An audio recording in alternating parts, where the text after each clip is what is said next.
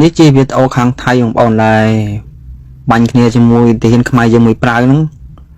ហើយទាហានថៃក៏មានរបួសដែរបងប្អូនឃើញដាក់មានរបួសឃើញដាក់ប្រងការអីហ្នឹងបងប្អូនចាំមើលនៅtrongក្រោយវីដេអូនោះ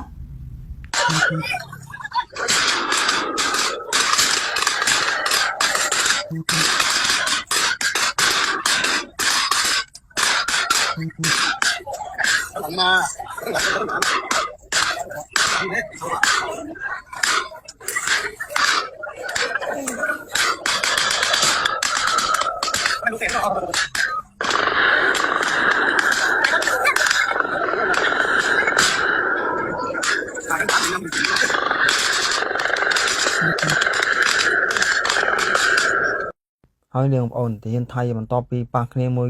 ទាហានខ្មែរយើងមួយប្រាវក៏មានរងរបួសដែរបងប្អូនតែមិនដឹងមានស្លាប់វិញអត់ទេ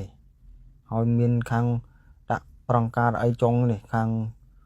មិនខាងទាហានខាងទាហានប៉ារ៉ាហើយនេះខាងក្រុមទាហានឈុតខ្មៅតែទាហានឈុតខ្មៅបងប្អូនតែខ្មែរយើងបាញ់ត្រូវមានរបួសមានអីហើយដឹកយកឡានពេទ្យឡានអីមកដឹកបងប្អូនវាយកទៅចងជើងខាត់ឈាមមានរបួសច្រើនបងប្អូន